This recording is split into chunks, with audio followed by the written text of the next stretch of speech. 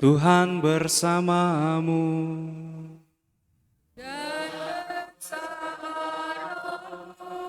Inilah Injil suci menurut Lukas.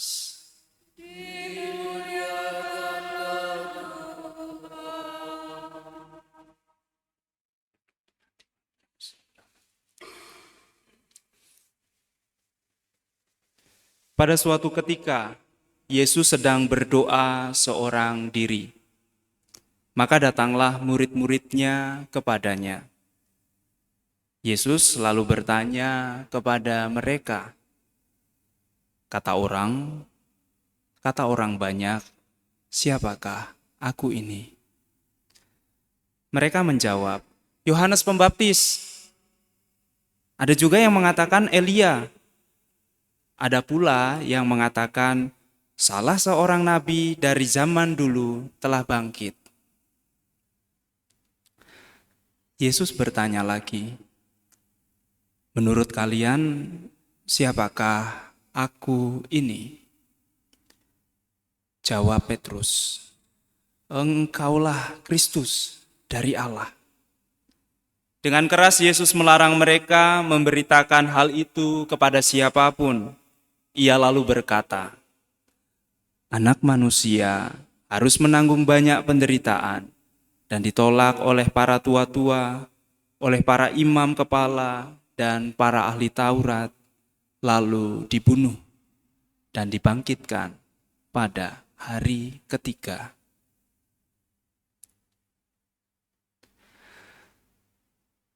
Demikianlah sabda Tuhan.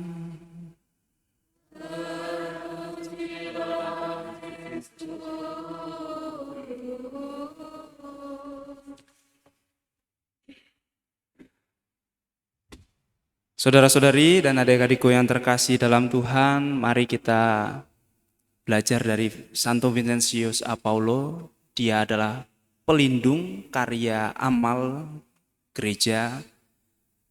Banyak pengikut-pengikut Santo Vincentius yang bekerja demi karya amal gereja.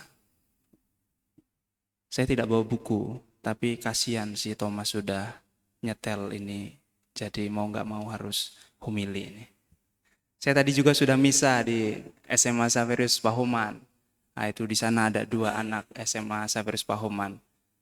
Tadi saya di SMA Saverius Pahoman juga yang buat homili itu dikarang sama-sama. Ketika homili, kemudian saya katakan, ayo kita karang sama-sama homili kita. Lalu saya tanya mereka, siapa Yesus menurutmu? Ada yang jawab, sahabatku. Ada yang jawab, apalagi ya, lupa saya. Pelindungku. Ada yang menjawab, Sang Raja Adil. Ya, karena merayakan puncak BKSN, Allah sumber keadilan. Kemudian ada seorang native speaker, saya tanya dalam bahasa Inggris, siapa Yesus menurutmu? Lalu dia mengatakan, dia menuliskan di buku homili saya itu, Jesus is my everything. Nah, maka pertanyaan yang sama saya tanyakan kepada saudara-saudari sekalian. Siapa Yesus bagimu? Tentulah harus yang benar-benar kita alami. Kalau yang kita pelajari, Yesus itu anak domba Allah, Yesus itu Mesias, Yesus itu banyak sekali. Bahkan ketika saya merefleksikan, saya bisa mengatakan Yesus adalah Yesus. Gitu. Karena ketika kita dipanggil nama kita apa adanya, ya saya pribadi ya merasa gembira, merasa bahagia.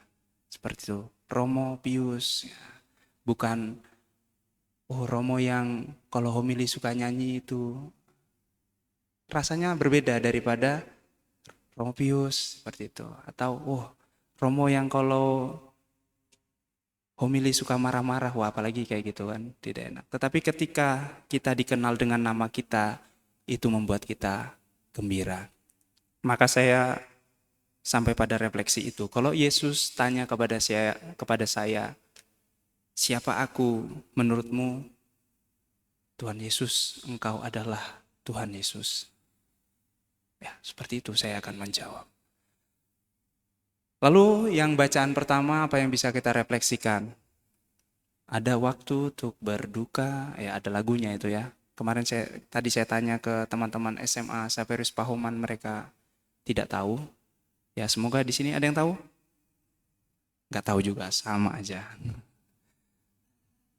Judulnya itu indah apa ya? Indah pada waktunya atau pelangi sehabis hujan, nggak tahu saya. Pokoknya itu.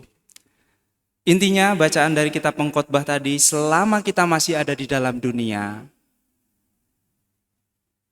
semuanya itu bisa berubah. Maka kalau sekarang kita sedang sedih, sedang susah, sedang dalam masalah, tidak perlu sampai putus asa, sampai mau mengakhiri hidup bukan punya kita, punya Tuhan. Karena selama kita masih di dunia, tidak ada yang kekal. Begitu juga kalau kita sedang dalam kegembiraan, jangan, apa ya bahasanya, kalau bahasa Jawanya ora eling seperti itu. Tidak ingat ketika kita dalam situasi gembira, wah, usahanya masih lancar, kemudian wah gajinya masih jalan terus, kita tidak eling.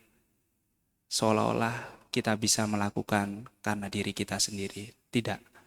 Selama kita masih di dunia, tidak ada yang kekal.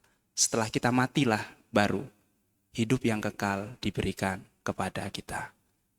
Kalau saat ini masih susah, nggak perlu ngelukro, karena susahnya itu nggak kekal. Kalau saat ini sedang gembira, sedang penuh sukacita, jangan sampai lupa diri, karena tidak ada yang kekal di dunia ini. Semoga Tuhan memberkati kita.